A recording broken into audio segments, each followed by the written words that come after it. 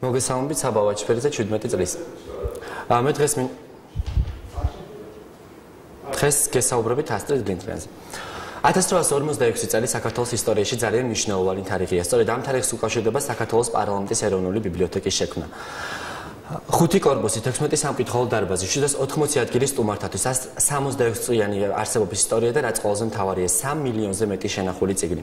16 სამკითხველო დარბაზიდან ერთ-ერთი ყველაზე გამორჩეული არის ბავშვთა სამკითხველო დარბაზი, რომელიც 2009 წლიდან მოქმედებს. ბავშვთა სამკითხველო დარბაზში ბავშვები ცხოვრობენ კარლსონთან, პრეპისთან და ასტრიდ ლინდგრენის სხვა გმირებთან ერთად. 1907 წელი საქართველოს ისტორიაში ძალიან მძიმე იყო. სწორედ ამ წელს მოკლეს წიწამურთან ილია ჭავჭავაძე. თუმცა მსოფლიოში ერთი პოზიტიური ამბავის გახდა ცნობილი. ერთ-ერთი შვედური გაზეთის რუბრიკაში დაიბადნენ გახდა ცნობილი ინფორმაცია, რომ დაიბადა ასტრიდ ანა ემილია. იგი ძალიან კარგ ოჯახში ცხოვრობდა. გაჭირებული არ იყო, თუმცა მატერიალურად არც კარგად ჰქონდათ საქმე. თუმცა რაც ყველაზე მთავარია, მათ ოჯახში იყო სიყვარული. სწორედ ისეთი სიყვარული, როგორც მის ნებისმიერ ზღაპარში არის ასახული. ადრეულ ასაკში ადგილობრივ ჟურნალში დაბეჭდა საკუთარი მოთხრობა, რის შემდეგაც მას თანაკლასელებმა სელმა ლაგიორლიფი შვედეთიდან უწოდეს.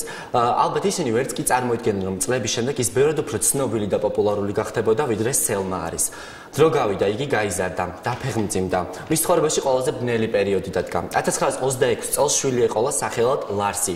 უკიდურეს გაჭირვებაში სტოკჰოლმში მარტო ბედის ანაბარა იყო და სწორედ ამიტომ საკუთარი შვილი დანიაში გაუშვა. წლების შემდეგ იგი ცოლად გაყვა სტურნე ლინდგრენს და მასზე იქორწინა. საკუთარი შვილის სახლში დააბრუნა 3 წლის შემდეგ კი ეყოლა ქალიშვილი სახელად კატრინი. შესაძლოა თამამად ვთქვათ, რომ სწორედ კატრინის სახელს უკავშირდება მისი მასშტაბური წარმატება.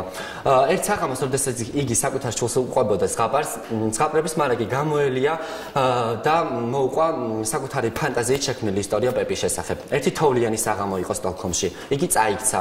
ფეხი მოიტეხა და სწორით რეჟიმი გამოუწერეს. დროის გაყვანის მიზნით მან გადაწყვიტა, რომ დაეწერა და პეპის ისტორია ქაღალდზე გადმოიტანა.